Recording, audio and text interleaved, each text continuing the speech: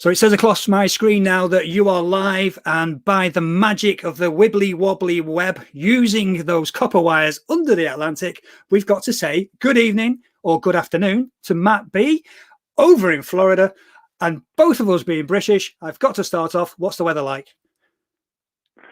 The weather is actually very warm, and I'm going to start by complaining about it because that is my way. But it's about, I don't know what it is in Celsius, but it's got up to about 95 today, so it's a bit of a warm one out there. Fantastic. Sounds like here today. I think it touched 21 degrees Celsius today. So what's that? Is it 70s 20? Is it? Something yeah, like that? that's about 70 degrees, and I'd say that is just about perfect. It might be for you, but for us Brits, that's a touch on the warm side. I'd rather be out of those 12, 13 degrees where it's a little bit cooler. Yeah, that is ideal. We're not going to see 21 degrees here until end of October now. So it won't get that low even in the middle of the night. So, but how's it going to be for you? Because we're entering that part of the year in Florida where it's very muggy. You get those flash rain showers. The thunderstorms can turn up at any time, and then obviously we're getting into tropical storm and hurricane weather. So, how does that all get into your running plans? Well, it's I haven't had to miss a day because of a hurricane.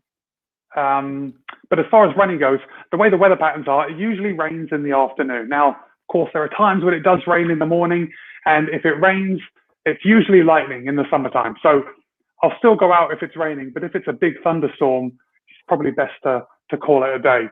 So lightning is the only thing that will keep me inside.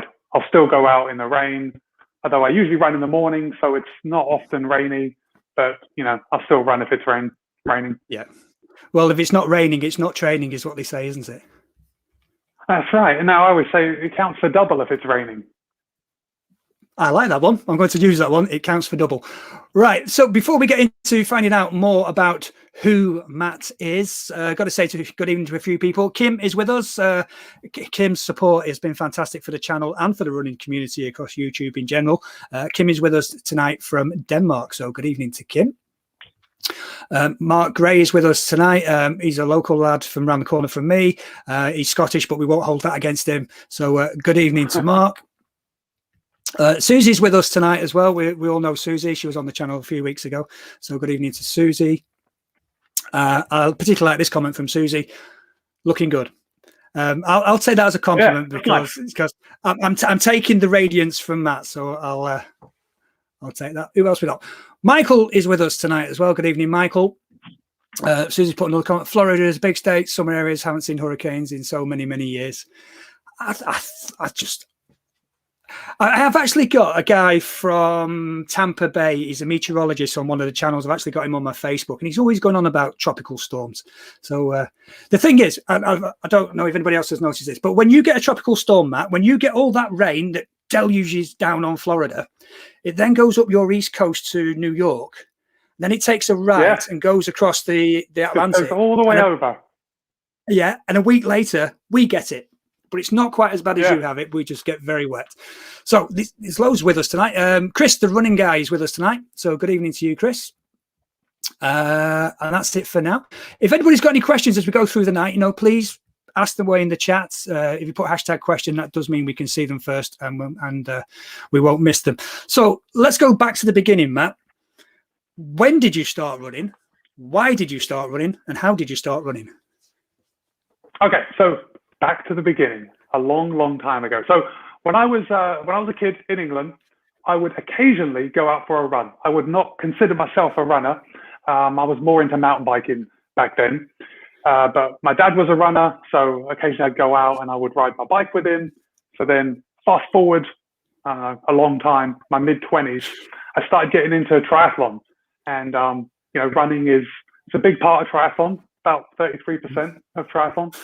And started off with that. And then I realized that I like running the best. Out of all three sports, the running is definitely the thing I have the most fun with. And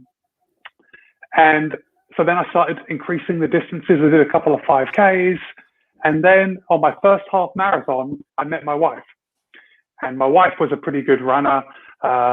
I actually asked her out on the day she ran a 3-hour marathon. Of course, then I didn't know that it was good. I mean, I knew she was fast. I think she came second that day. So, I knew it was good, but I didn't know what an effort a 3-hour marathon really is. And I was like, yeah, let's want to get together, go out for dinner sometime. She's like, yeah. So then getting on with her, she kind of encouraged me to run a bit further. I was always like, oh, don't run too much. You're gonna hurt yourself. She's like, no, it's all right.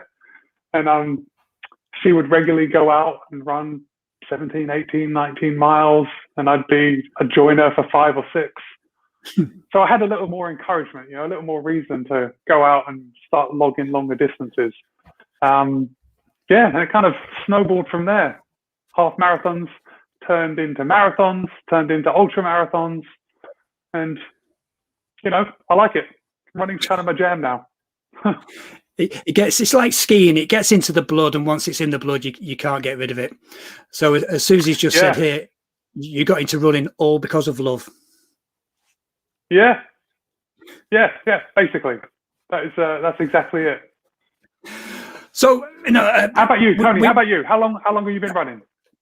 I'm 54 now, and I started running when I was 51, so 3 years ago. Okay. Nice. Oh, you've got some. Sorry, go ahead.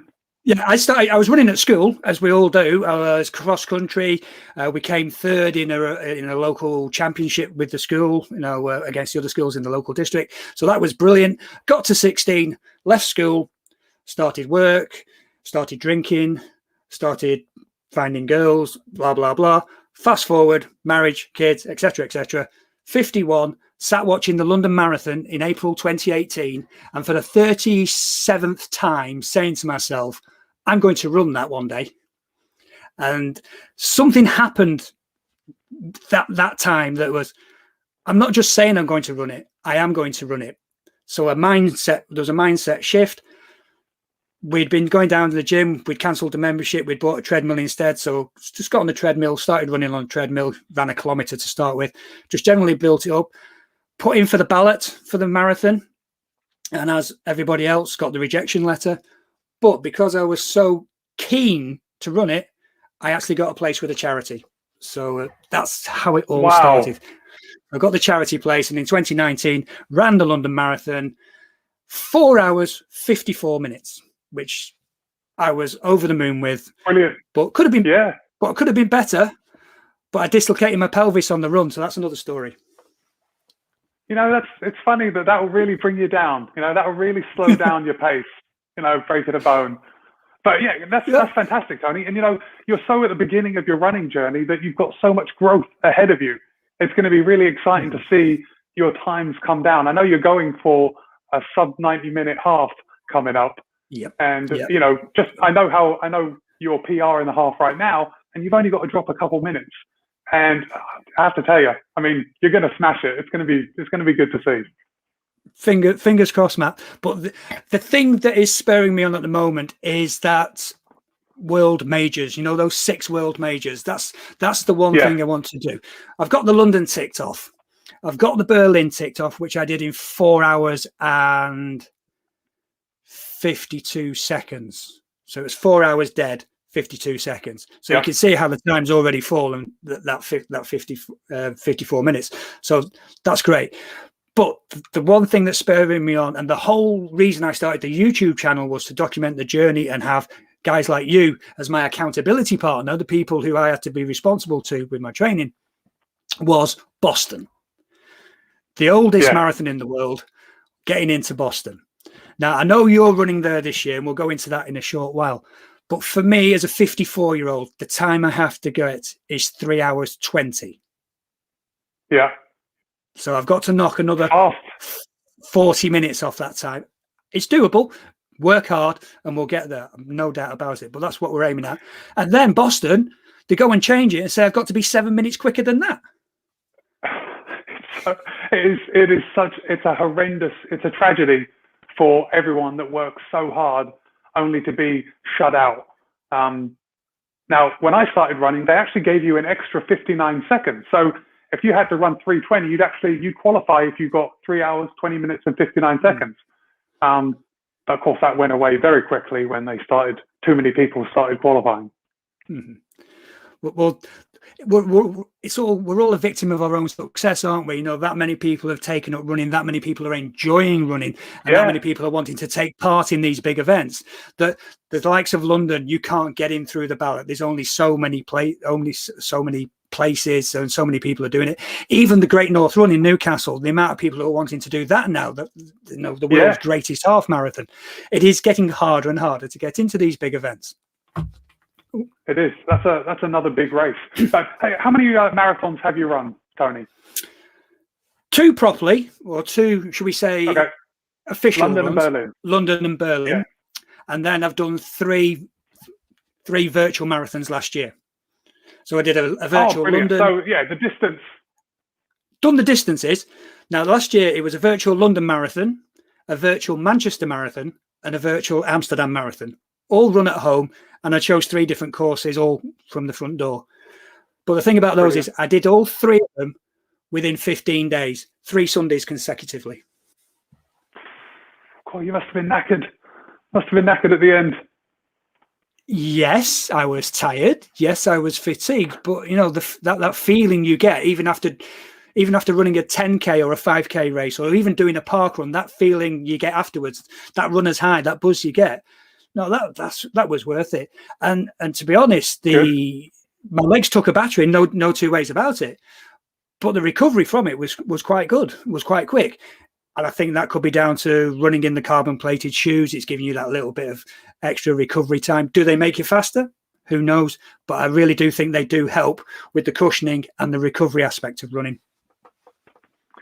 Yeah, I can definitely attest to that. They make a big difference in putting off fatigue just that little bit longer, so you can run harder for longer. I mean, the science is in. The shoes do work, and they do knock off a lot of time. So we're living in the golden age of running, or the 2nd or 3rd golden age. Yes, we are. Just a few. Can we just go through a few more messages that have come in? Running with Mark is with us. He's dropping in and out and saying hi before bed. As I said earlier on, my friend Mark Gray, who lives around the corner, actually did London Marathon the same year. And yes, he did beat me. I'm going to hold my hands up. Mark did beat me by 6 minutes on that day. Mark, good man. I love it. I love that you put it in the chat too. Oh, we have lots of banter about it. It's not a problem at all. He did fantastic on the day. It was a brilliant day. Everyone did really well. What else we got? Oh, also, Mark, I forgot to tell you this, mate. Mark has got New York this year and Chicago next year. He's already got his places. That's a good plan. And obviously, Susie is also running New York this year, so you guys will see each other, or probably not. There's 30,000 other people. But New York is a fantastic race. That could be up there as one of my favorite marathons. As far as the bigger ones that I've done, New York is a real treat. I was listening to Matt Fitzgerald today, his audiobook of How Bad You Want It. And I was just listening to the chapter about how your performance improves due to a crowd. When you're there and you're running these big events, and whether you're an elite or a middle of the pack runner or just somebody who parties at the back, how your performance does increase just by people smiling and cheering and pushing you on. No, I would encourage everybody to run these marathons with your name on your shirt, because the amount of shouts and cheers you get, even running around Berlin, people were shouting my name, which was fantastic. I've told this story to other people, Matt, but I'll tell you it's this one. London Marathon, 23 miles in, aching, flagging, dragging myself along. And this guy leans across the barrier. He's got a tin in one hand and some jelly babies in the other. And he shouts, "Tony, do you want a beer or do you want some jelly babies?" And I looked at the beer and it was Foster's. So I went, "Jelly babies." Yeah, I had someone was giving out jelly beans once, and I started choking on them. I think it was a half marathon, and I started choking on them. And ever since then, I won't have anything like hard while I'm running, because I don't want to risk that. It's always gels or some soft food, maybe an orange or a banana, something like that. Okay, one of the things we haven't touched on, we've talked about marathon running there, but what sort of times are you putting in at the moment, Matt? And what sort of time are you chasing in Boston? Oh, it's all weather dependent for me. So obviously I've been running for long enough that my PRs are way in the past. I mean, they're long gone. If I could run, I think the top of my game would be around a 3 hour. I think I could run maybe a couple minutes under if it was ideal conditions. But the thing about October in New England is that it's very unlikely it's going to be cool. It's not going to be like April on Patriots Day when it's usually run. So, if it's a warm day, I'm just, I know I practice in warm weather every single day, but it's not made for high performance. The body just doesn't work as well. So if it's warm, I'll still give it my best shot and go out there and run as hard as I possibly can for the distance. But I don't know, I'd say between 3:15 and 3 I'd go for, and 3 being the A goal. But I'd say my fitness could be there, but the temperature will determine how the fitness actually presents on race day. So would you approach your training block differently then, because it is in October as opposed to April? Are you approaching the training in a different way? No, it's going to be the same, because weather is something that I can't control. I can control my training block, so I try not to worry about things that I can't control, and the weather is one of them. But I do have a plan that if it's warm, I'll have to act accordingly. But yeah, that's it. Also, the training block, because I'm training through summer. This is going to be quite an interesting experiment because I'm training in the summer and it's so warm. It's going to be very hard to hit my paces here in Florida. So I've also experimented with this over the years. But even if I don't run at, let's say, a 6:52 minute mile pace, that will give me a 3-hour marathon. Even if I don't hit what I normally would for a race, so let's say I'd get up to, I don't know, maybe 8-10 miles at marathon race pace. Even if I don't get up to that distance at marathon race pace, I know I'm not too worried about it, because I know if it's cool enough, I'll have no problem running at that pace and still maintaining, just because my heart rate will be so much lower. So it all comes out in the wash. I'm training in a certain conditions that aren't really comparable to where I'm going to be running. So, but it works. Fantastic. Have you got any? Go on. I was going to say quick story. The first time I qualified for Boston was 2007 at the Manitoba Marathon in Winnipeg, and that was in June. So obviously I'd been training down in Florida for a long time. It was already very hot by June. It gets hot pretty early here, and when I got up there, I just fell into a pace, and I was looking at my watch, and I was running with my wife I was running with her, and I was like, oh, look at my pace. I think I can qualify for Boston if I hold on to this. I'm going to try and pick it up just a little bit. And I picked it up, and I managed to hold on, and I, across the line, I think I qualified by a couple of seconds. But back then it wasn't, you didn't worry about you qualified or you didn't. Yeah. So that was like the biggest lesson in, you go to a cool place, your body's going to perform so much better than it will in the heat. And it just worked. Fantastic. Are you doing any warm-up races before Boston this year? Or is it just going to be training and straight into it? Yeah, I think I'm just going to go training straight into it. Summer isn't the running season in Florida.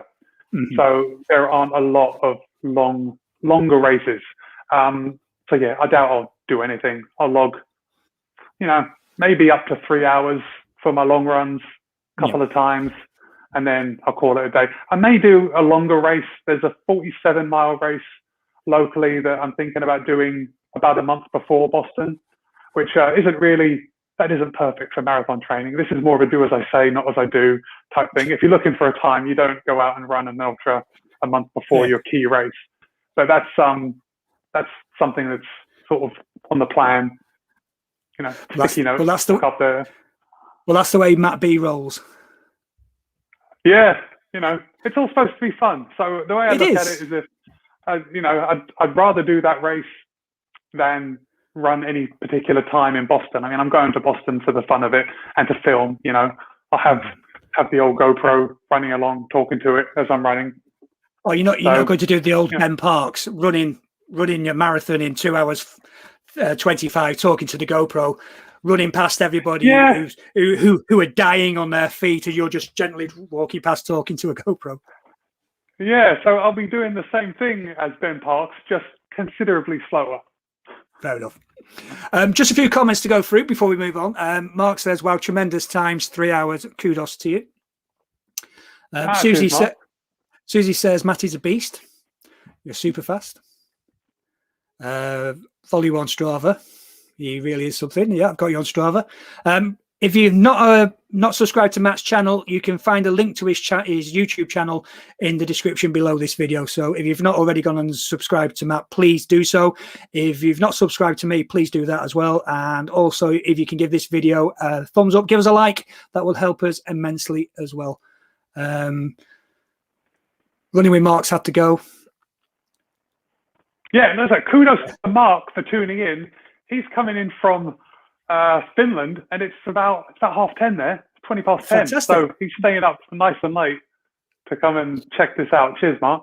Fantastic. Right. The one thing I wanted to touch on about the training is I mentioned Matt Fitzgerald and his book, his How Bad Do You Want It book, but he's also the guy behind the 80-20 method. And yourself, you seem to be very keen on the longer easy runs, do most of the training in the easy with easy runs, and then obviously do the spots, intervals or hill sessions or whatever as just a part of it, but you're very keen on the most of it at that easy pace.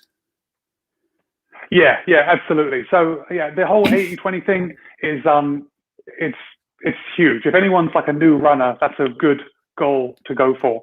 Personally, over the years, I found that a little less speed work works for me, just because I like to enjoy my runs. Like I would still run if I wasn't racing. And when you're running at that lower heart rate, it's really fun. It can be fun to go out and just log the miles. And I think that's a big lesson for newer runners. If they just run slower, they'll enjoy it a lot more. I know a tendency for some runners when they just get started is to go out and run as fast as they can, and then you get winded and you have to stop, and it's all very miserable. And if you just slow it down, it can actually be a fun thing.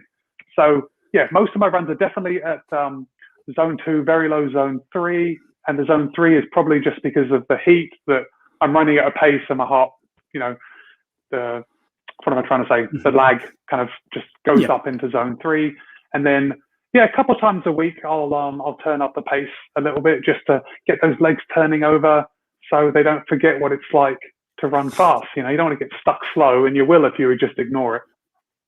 I think it's James Dunn on his YouTube channels. If you just do long, slow runs, you become a long, slow runner. So you have to do that speed work or hill work in there at some point. But it's not necessarily 80-20 neither. It's more what your goals are, what your aims are. So if you're 90% slower running and only doing 10%, that's fine. Or if you're doing 70% slow running and 30% speed work, that's fine. It all depends on you, your metabolism, and what your goals are, because I think that's another thing you got to be very specific on, knowing what if you're chasing something, you need to know what it is. I know you've said it, and a lot of people want to go out and just run and enjoy it, and that's their goal. But if you have target races or target times in mind, you have to set that goal and work towards it.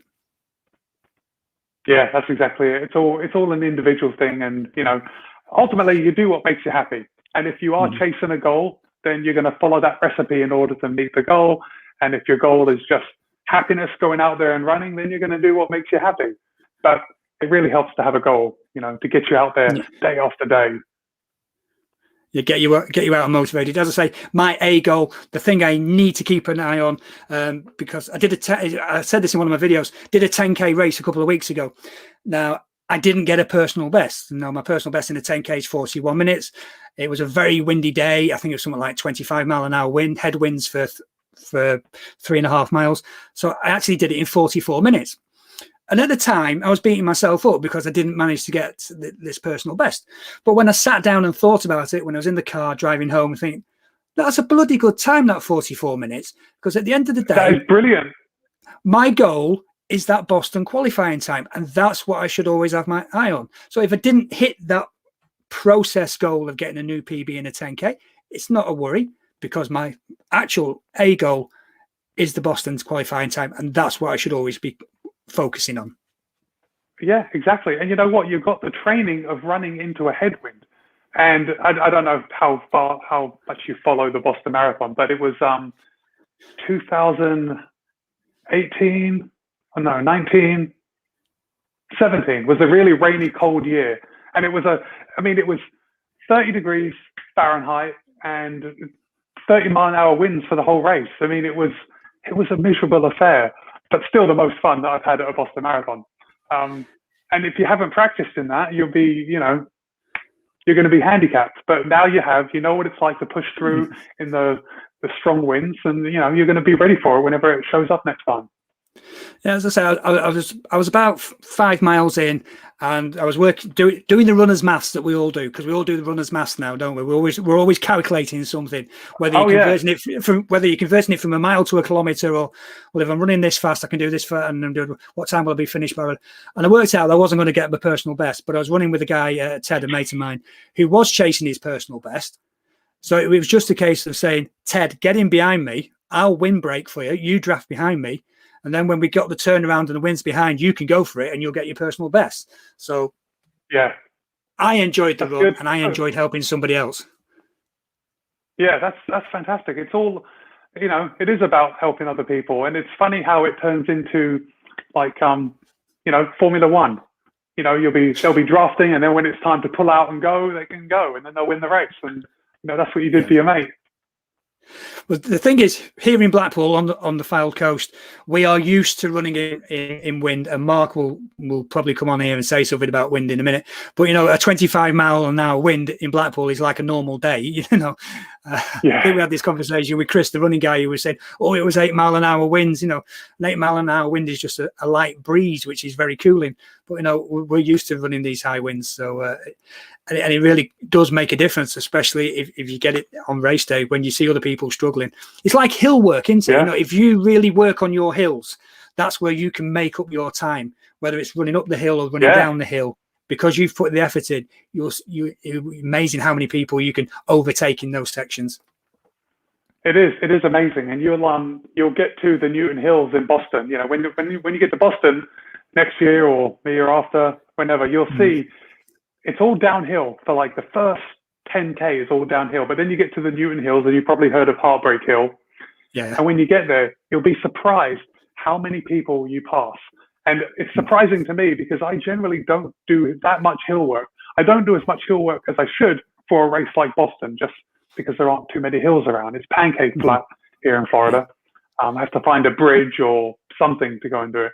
But still, every year I just always pass people going up the hill. So you've got to put in the work for the race you're doing. Yep. Train hard, race easy. I think that's another one of those philosophies, isn't it? Yeah, that's good. Yeah.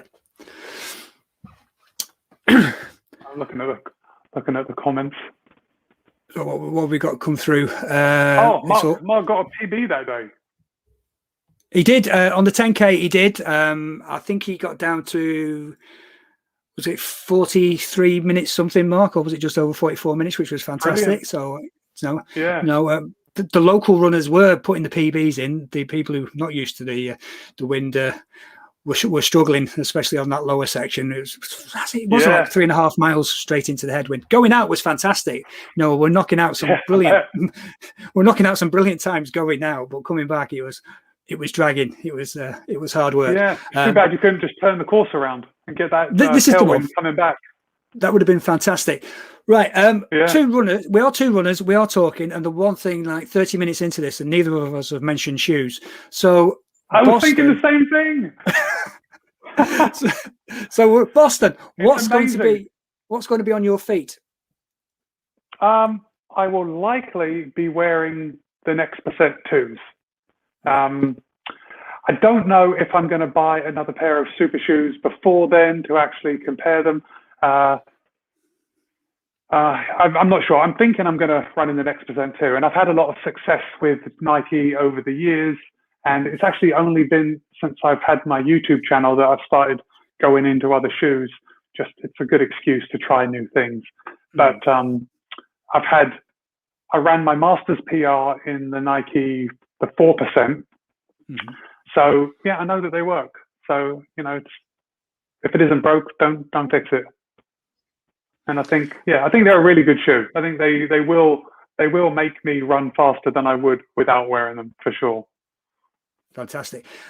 When I started this running journey, I started off with some cheap shoes from the local running shop, which is the way we all start. But I eventually got some what I thought were good marathon shoes, which were just some Nike Zoom Flies at the time. It was before the 4% came out. They were just a pair of Zoom Flies, and they've seen me around London, seen me around Berlin. I've got about 450 miles on them, and they're still super squashy. Nothing spectacular about them, but they're still a great shoe. So I did get the Pegasus Turbo 2s, which I really do love. Yeah, good shoe. And then I've got the Next Percents, which I got for my racing shoe. But then, like yourself, with YouTube, you start going off different directions, looking at different shoes. Yeah. And I bought the. I was lucky enough to purchase a pair of Adidas Adios Pros. Yeah. Yeah. Very nice. Brilliant shoe. And those with the energy rods and the light strike just seem to work better for me. Yeah. Yeah. The Next Percent's a great shoe, and I can run in it, and it's brilliant. But for some reason, that light strike just works better for me. So yeah. The Adidas is my go-to race shoe now. Okay, so that's your shoe for the half, right? Your half PR attempts. I will be wearing, I will be wearing those for the half attempt. Yeah. Yeah, good stuff. Yeah, you got to do what works for you. That's what it's all about. I was about to say something else. Oh, I saw your Adios 6 review the other day, and you got them handy. Yeah. Yeah. Good-looking shoe. I'm not taking it outside. Good-looking shoe. I'm not going out in the rain in those, though. Yeah, no, they're white. They're gorgeous. You've got to keep them looking good. But, you actually put me off getting them. I was going to get them. And then I saw your review. I was like, I think I will wait for the Boston to come out. I can always get a different shoe. But I don't think I'm getting another shoe until the Endorphin Speed 2 comes out. And that comes out, what is it, the 8th? Next week. So you made that sound like it was going to be you just made that sound like it was going to be a long time until you got a new pair of shoes, and then you just finished it off at the end next week. Yeah, well, it feels like I haven't had a new pair of shoes in a long time, but I think it's been a couple of weeks. But it's what we do. These long weeks without new shoes, it's tough to get through. Quick question, top of your head. How many pairs of shoes have you got? I can tell you now, I'm looking at them. I've got 15 pairs. And the wife says, how come I've got over £1,000 worth of shoes in the house? She thinks I've turned it into a Melda Marcos with my running shoes. How many pairs have you got? Yeah.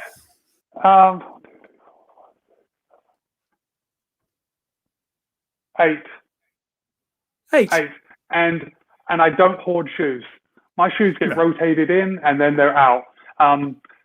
That's if they're not perfect. I usually rotate them out. I'll sell them on. I might review them and then sell them on. Now some shoes I've still got my Brooks Ghost 13s, and those came out in September last year, and I think they have over 400 miles in them, and they're just a nice, comfy, easy shoe. And then there's some other things like the Ultra Boost 21s. I ran the 100 miles in those, and I couldn't wait to get to the 100 miles because I couldn't wait to take them off my feet and never put them on again. So they're half a kilo each, Matt. But I know, yeah, and in my size, they're not the smallest feet. So I couldn't get rid of them fast enough. So usually I'm rotating my shoes out just so I don't have a whole collection, and then it's easier to justify getting another pair of shoes because. I don't have that many. I never have that many. As I say, I've got 15 pairs, and I can say that I've worn every pair in the last 2.5 months at least once. So they're there and they are being used. I've even had the Adidas RC2s out a couple of weeks ago for a little interval session. Oh, lovely. The cheapest shoe I've got, it cost me like £40 at the time for them. The 24-inch stack on them, 24-inch, that makes a massive 24mm stack. They got a 24mm stack, but they still feel like running flats. They still feel like racing flats, because you're very low to the ground in them. So for speed work, I do like those. So do you have a specific shoe for a specific run, or is it just you go out in your comfiest pair? Yes. Yeah, yes and no. So if I'm really going easy and I know there's no chance of me picking up the pace, that's when I'll use the Ghost. Usually if I'm tired, I'll use the Ghost. I probably won't pick up the pace when I'm wearing my Ultras. So they're a 0 drop. That'll be like a gentle plod. And then I've got some lighter shoes that if there's a chance I'm going to be throwing in some intervals, I'll probably wear. So my DV8 Nitros, I love those shoes. I think those are a contender for a shoe of the year for me. If I don't want a plated shoe, my Reebok Forever Energy 3s, I still stand by those as being one of the best shoes of the year. Just because of bang for the buck, really. You get a lot of shoe for you're paying practically nothing. I'm on the Reebok bus. I'm totally with you there. I've got the Energy 3s, and I got the Symmetros back in October last year, and I'm coming up to 400. Yeah, I remember when you got those. I'm up to 400 miles in those. So that's always says what a runner thinks of a shoe. If that's when they get up in the morning to go for that run, that's the shoe I go for, because it's just the comfiest shoe. Even more than that, I was going to say that's what a running YouTuber, that says so much, because you are a running YouTuber and you're still putting 400 miles in a shoe. Like, it doesn't get much higher praise than that.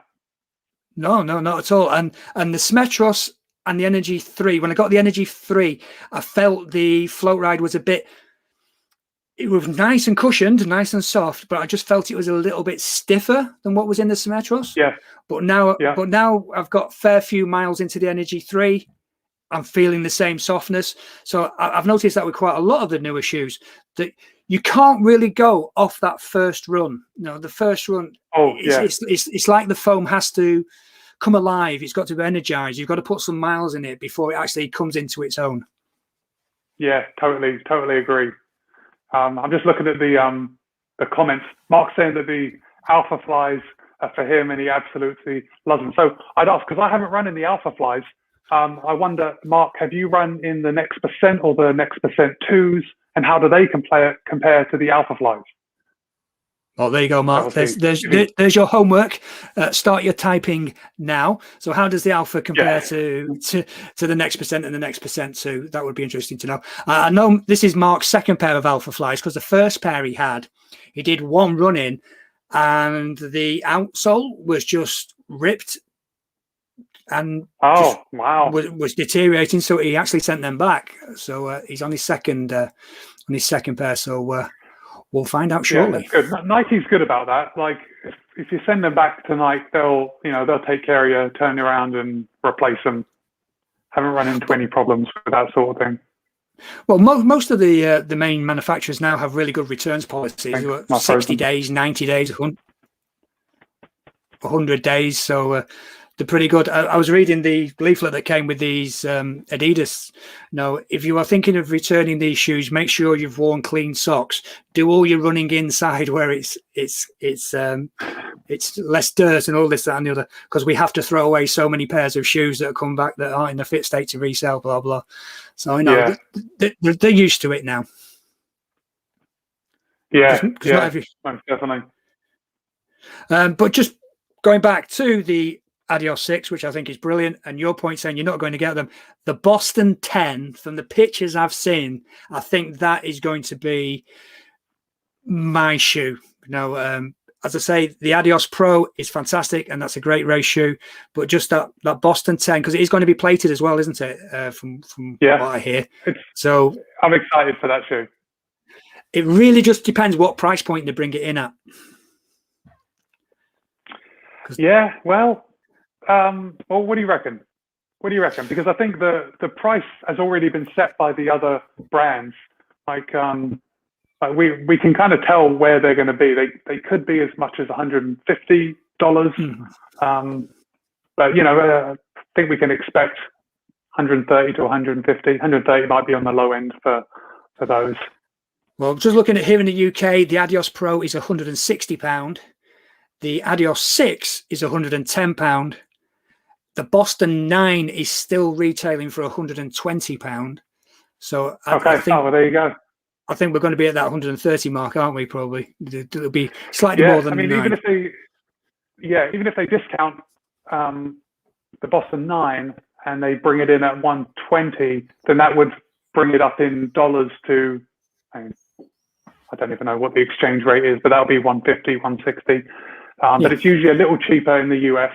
So that would place it right at the 150, which is what I would expect, comparing it to the Endorphin Speed. What else? The DV8 Nitro. That's a little cheaper. But yeah, they're all very similar. They can't go too far out of the box, otherwise people will. There is a heck of a competition. There's a heck of a competition out there for shoes, and you just can't sell all your stock to YouTubers, because no doubt they'll send it back to you. The thing about Reebok, if Reebok could bring out a carbon plated shoe, I think that would be sweet. I think it would. I mean, they've done their research. They've come just leaps and bounds in the last couple of years. So I think it's something we can definitely look forward to. It's, a shoe company that doesn't come out with a plated shoe now. I mean, they're leaving money on the table. I think, just because everybody wants them. But is this fallout from Adidas saying they want to sell Reebok on now? So, the parent company not pushing them to hit the market? Yeah, who knows? Time will tell, right? Yep. Okay, so Mark's couple of comments. I absolutely love them. And he's also told us, Alpha Fly Next Percent's currently costing £260 here in the UK, though Nike did have a discount on recently for members, taking 30% off, which put them down to about £180. I was looking at a pair. I was very tempted. £180. That is brilliant. 30% off. Yeah. That's incredible. We don't get those sort of deals over here. And it's one of those where you just go onto the app and put the code in just to see if it works. You don't know if you want to buy any or not, but you just, does it work? Does the code work on it? And it took it down to £180. I was that close to actually making the purchase until the accountant shouted at me. So you're not buying any more bloody shoes. Well, you're okay in this respect, aren't you? You're okay in this respect, because if your other half is a runner, you can justify running shoes. Well, yes and no. She's an accountant first. And she's also cleans up after your message. What was that message put out earlier today about ruining the marble top in the kitchen? Remember, on my last video, my last couple of videos, I've been doing a giveaway of some T-shirts. So the bloke that won it last week, I was putting in an envelope and I was making the label on the kitchen counter, and I was using a permanent marker, and it went right through the paper onto the marble, and I was like, oh no. And then she came out, and I wasn't happy, but sprung into action and cleaned it all right up. So it's like she had a sixth sense. It's like she had a sixth sense and knew you'd been up to something. Yeah. Spidey senses are tingling. Fantastic. Right. While we've got Mark Gray with us, who hasn't written yet to say how much better the Alpha Fly is than the Next Percent, so you need to do that, Mark. Mark did a challenge earlier on this year, which he did about 2 weeks after you did the similar challenge, the Goggins. Oh yeah, that's good. That was good. That was a lot of fun. How was it? How did you actually get through it? I know you were taking the mickey in your videos with the shower scene after every run, which just made it, which was brilliant. But how was the whole attempt? How did you find it? So the running wasn't the challenge. You're only going out for 4 miles, and if I think for a lot of us, especially if you're training for longer runs, like half marathons, you can run 4 miles in your sleep. It was the lack of sleep for those 2 days. And of course, I was filming it. So not only did I have to get up and then put my shoes on and go out, which, probably 20 minutes. Then when I come home, I'm showering, I'm uploading my footage because I didn't want to have too much footage at the end. It'd all get messed up and I'd lose track of it. So I was labeling all the footage that I took and putting it into a folder so it would be easy to make the video when I was done. And it just, it took a little bit of time. So I'd say it was probably an hour outside of running. The running was probably 45 minutes, maybe half an hour. So, no, not half an hour. It's much too fast. I was running it quite easy. So yeah, maybe 40 minutes of running and then another hour. So yeah, I'd say about 2.5 hours of sleep every 4 hours for those 48 hours. And that was the biggest thing. The biggest thing was waking up and immediately going running. Because usually I like to sit and relax and have a cup of coffee and, look at the computer and just, get the body ready, not get up and go for a run. I mean, I haven't done that since I was in my 20s. Fantastic. I've just seen we've got somebody else joined us tonight. Christopher Williams. Thank you very much indeed. Watching from the Caribbean. Chris. Really inspired him to start running. Well done, Matt. Now in his late 30s, but used to run in my early 20s. And it's in the New Balance. The 1080 V11s. Good shoe. No, I've not actually got to the 1080. I've been in the 880 and I've been in the Fresh Foam Tempo, which is the lower version than the 1080. But the Fresh Foam is fantastic in those shoes. So I presume in the 1080 it must be really good. I just see a good comment from Liam. Aftershave instantly removes permanent marker. I didn't know that. And then your kitchen is smelling lovely. Fantastic. Thank you very much indeed for that, Liam. So yeah, you learn something new every day. Mark says that sleeping was the challenge, and yeah, I totally agree. Mark put it a lot more succinctly than I did. I went off on a rant, but ultimately sleeping was the challenge of that run. But it was a lot of fun, and you felt, you felt good after that. You really did something not worthwhile, but it was a challenge, and it always makes us feel good. Fantastic. Just to tell you what Mark's been up to, because as I said earlier on, Mark is a keen local runner, and him and somebody else, Chris, from our running group, and also one of the girls, Becca, have done a recent challenge. And you might want to do this, and you can do this on your channel, 100 miles in 10 days. 100 miles in 10 days. The way you do it is on day one, run 1 mile. Day 2, run 3 miles. Day 3, run 5 miles, and keeping up, and then you're running a 17 miler and a 19 miler to finish. But in those 10 days, it's 100 miles. That's a bit of a challenge. It's the structure that's a challenge. Like I could easily go and run 10 miles a day for 10 days. But that 17 and then a 19 miler at the end, that ups the ante. That ups the ante a little bit. What's the challenge called? I think they just called it 100 mile oddness. I don't know if they've got it from somewhere else, but it's what some of the guys are doing. I'll put a link in Instagram to you for it, Matt. And I'll send you a link later on. Okay. Let's look at that. But the way I was thinking was circumnavigating all that, and on day 1 run 1 mile, day 2 run 19 miles, day 3 run 3 miles. Day 4 run 17 miles. So you're doing it all, but you're having a heavy day and a light day, heavy day, light day, as opposed to just if you can. But yeah, I mean, if you can structure it, then I would just do 10 miles a day, and wouldn't really be oddness. The oddness challenge. Fair enough. Okay, yeah, I'll look that up and I'll see if the structuring it that way is part of the challenge or it's just run 100 miles in 10 days. But if you say it quickly enough, everyone can do 100 miles in 10 days. But if you're doing it, that you have to go out and do 1 mile, and then on the last day you're doing 19 after a 17 after a 15. That intensity is building up there, isn't it? And it's that fatigue factor coming in. And if you can get through that's brilliant. Because with any running, that seems to be the challenge, isn't it? It's that rest and recovery afterwards. Are you an everyday runner, or do you take rest days? I am an everyday runner, but I'm not streaking. Now, sounds a bit funny. But what I mean to say is I'm not purposely streaking. I'm only running every day because at this point, it just feels good. If something started feeling a bit off tomorrow, I've got no problem taking a day off.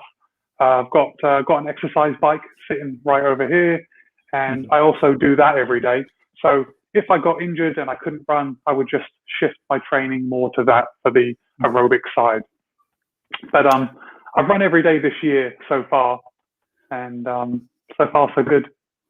Fantastic. No, I'm into day 3 of my forced 4-day rest.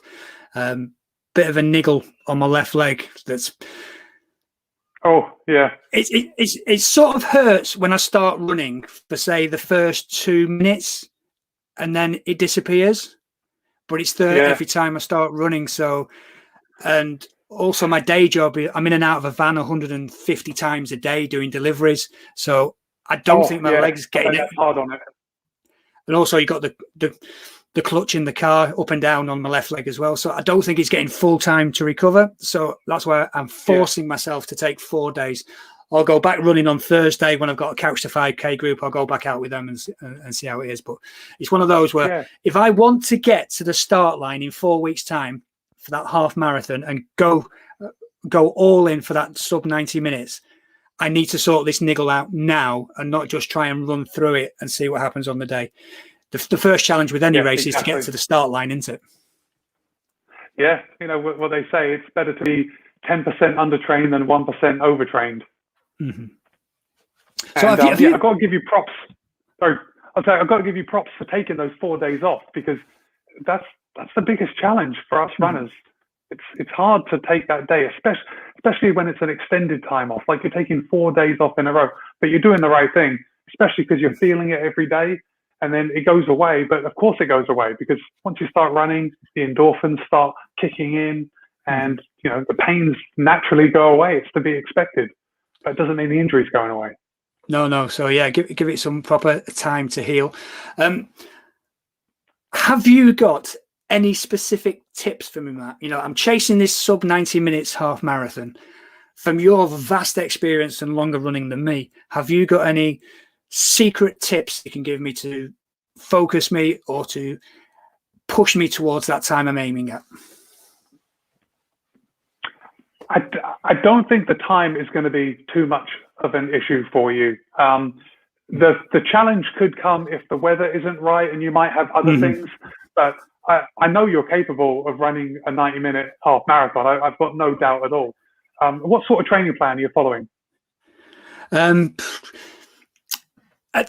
way it's structured is easy runs on a Monday, intervals on a Tuesday, Wednesday, Thursday, easy running, Friday's the rest day, easy running on a Saturday, and then a long run on a Sunday. So basically it's one rest day a week, and it's anywhere between 30 and 50 miles in the week. But the majority of it is at the easy pace, but there's always a really good hour-long interval session or hill session or speed session, whatever you want to call it, at least once a week.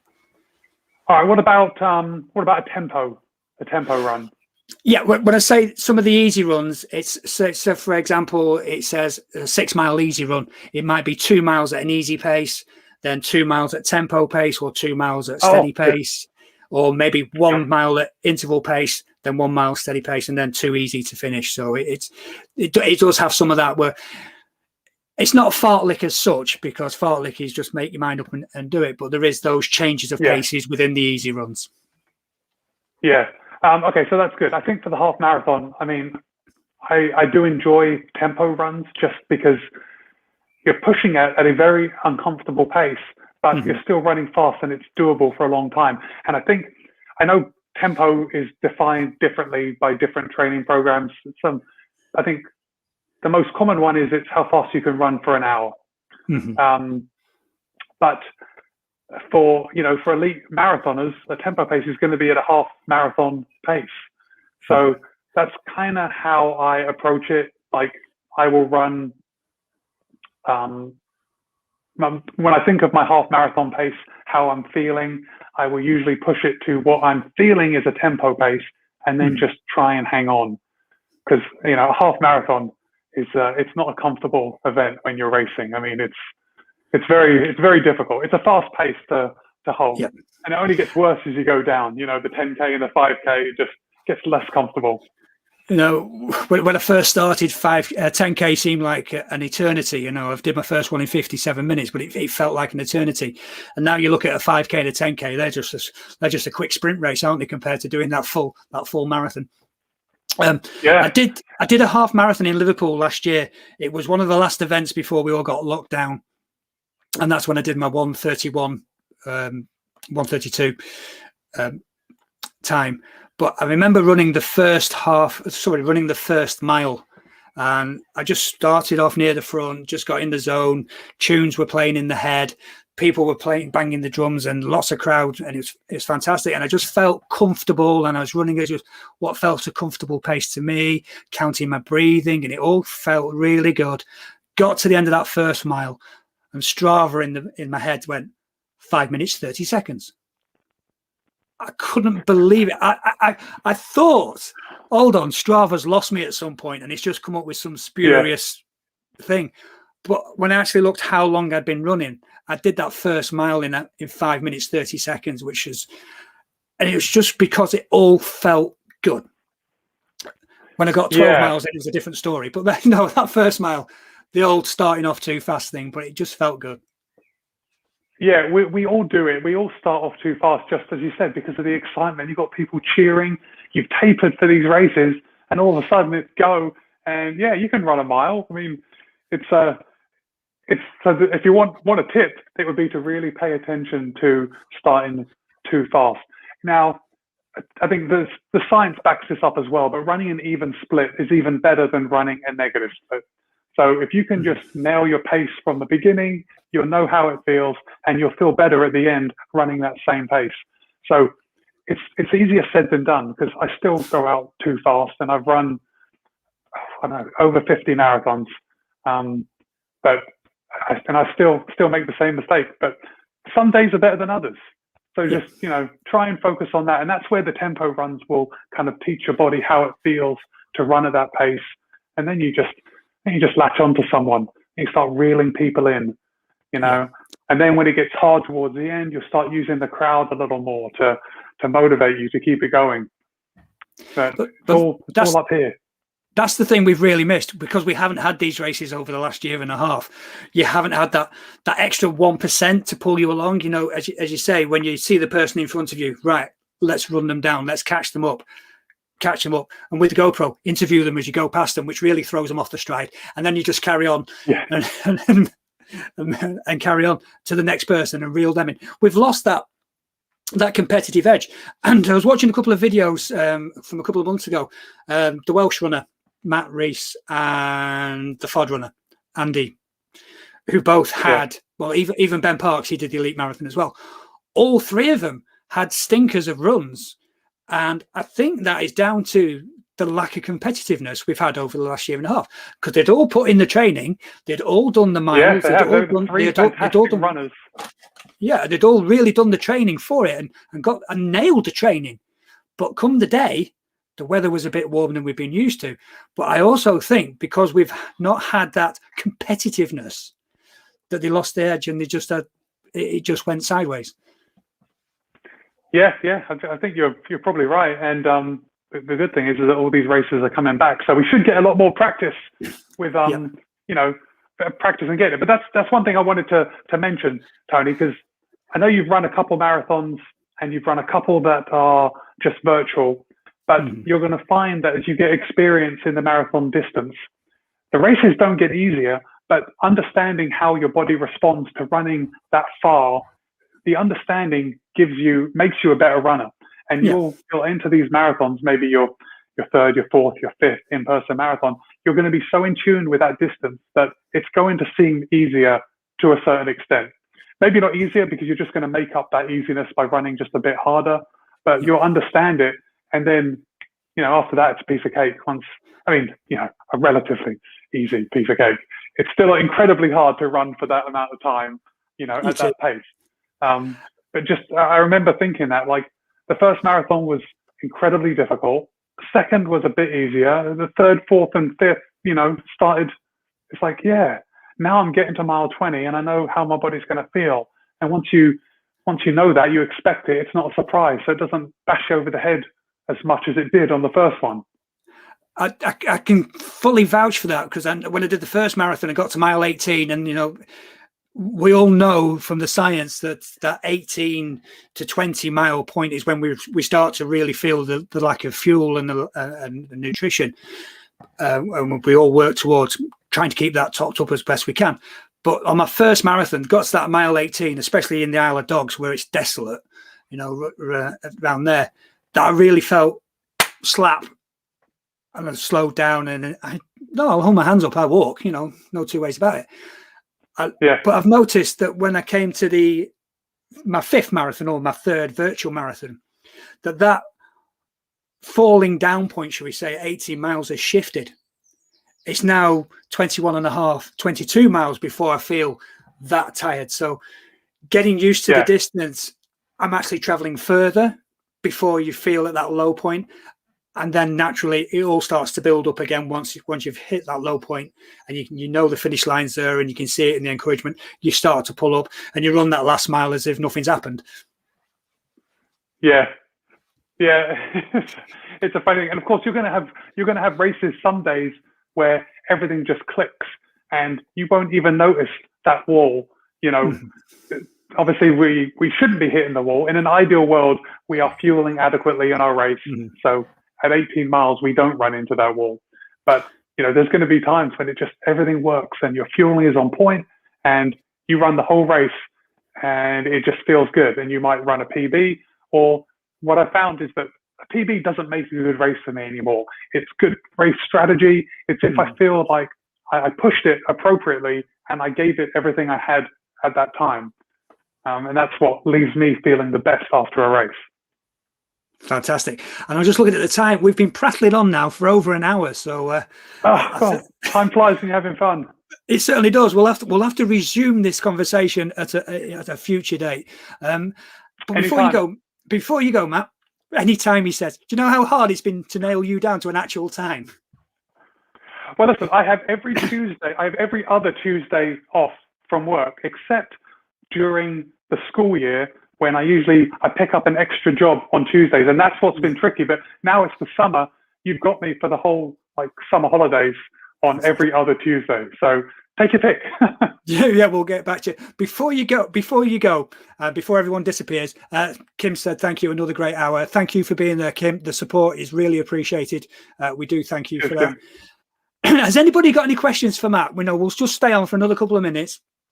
If anyone's actually got any questions they'd like to ask Matt, please feel free to put them in the comments. We'll just carry on from now for a couple more minutes if anyone has those questions.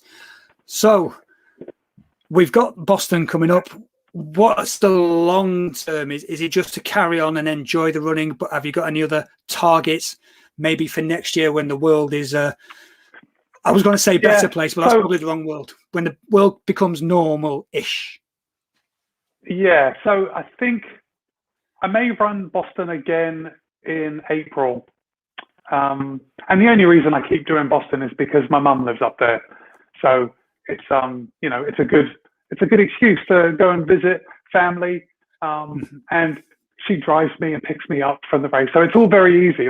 Boston is a bit of a to-do if you have to stay in town and then bus all the way out to Hopkinton, and but I've got a place to stay, and I get good food and I get to hang out with my mum. So that's why I keep doing it. So I may go up in April again, but obviously I would love to do London. I've been shut out every time I've been put in for the ballot, but London is getting, I'm not getting any younger. So I'd like to do London. And I may end up putting in for a charity spot just so I can get in. I feel it's futile waiting to get in through the ballot, Yeah. Well, one day we'll all get in even New York. I actually got a qualifying time, a good for time entry for last year's New York City Marathon, which didn't actually happen. Something was going on in the world.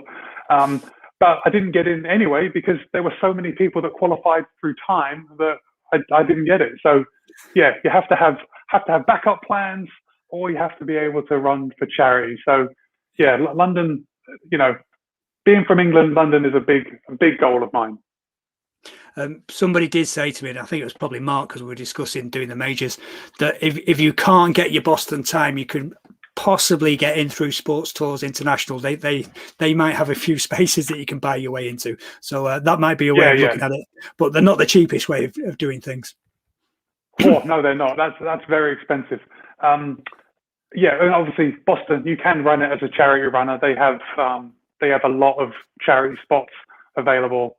So I mean, that's a great option for people to run all these big races that no one can get into. But doing it for charity, as I've run London for charity, and I'm running London in April next year for charity. It is a good option, but if you do it, you need to choose the charity wisely, because you have to raise a lot of money for these guys. So it's best to choose a charity where you've got a personal connection with, or you've got an affinity with. Totally agree. So it makes it easier for you to raise money. Because if you're raising money for a charity that you don't believe in, you're just doing it for a place. You're wasting your time. You're wasting their charity's time.